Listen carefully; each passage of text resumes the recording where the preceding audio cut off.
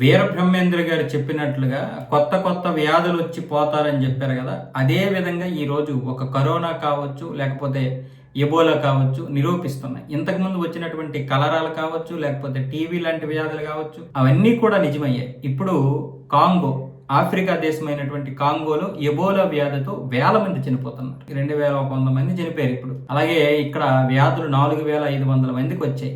ఇది ఎవరికి కూడా అంతుపట్టినటువంటి వ్యాధి. అంటే కరోనాకి ఒక వ్యాక్సిన్ అయినా కనుగొన్నారు, కానీ ఈ ఎబోలాకి అలాంటి వ్యాక్సిన్ అయితే కనుగోలేకపోతున్నారు. కరోనా కూడా మొదట్లో 1 సంవత్సరం వరకు దానికి ఎటువంటి వ్యాక్సిన్ని కనుగోలేకపోయారు కదా, ఒక 10 నెలల వరకు.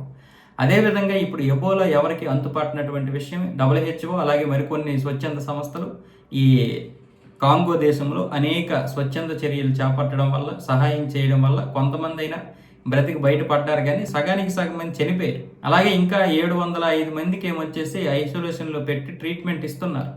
ఆ డాక్టర్లు అయితే వణికిపోతున్నారు అక్కడ. అది ఎలా వణికిపోతున్నారంటే చుట్టూ మొత్తం ఊపిరాడినంత దినిగా వాళ్ళు మొత్తం డ్రెస్ వేసుకొని దానికి సంబంధించినటువంటి ఆక్సిజన్ ఇది పెట్టుకుంటున్నారు.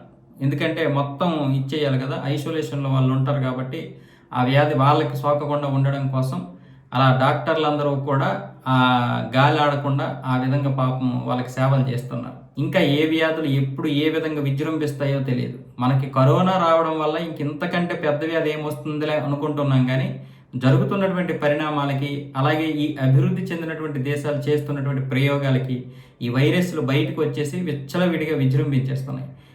దీని వెనక ఖచ్చితంగా అగ్రరాజ్యాలని చెప్పుకున్నటువంటి దేశాలు లేకుండా పోవు. ఖచ్చితంగా వాటి యొక్క ప్రభావం ఉంటుంది. ఆ పాపం ఏదో ఒక రోజు వాళ్ళకి తగులుతుంది. కరోనా గురించి కూడా బయటకు వచ్చింది ఒక న్యూస్. చైనా, అమెరికా ఈ 2 దేశాలు కలిపి ఈ యొక్క కుట్రలో భాగస్వామ్యం అని చెప్తున్నారు. దాని గురించి ఇంకా బయటికి రానివ్వడం లేదు.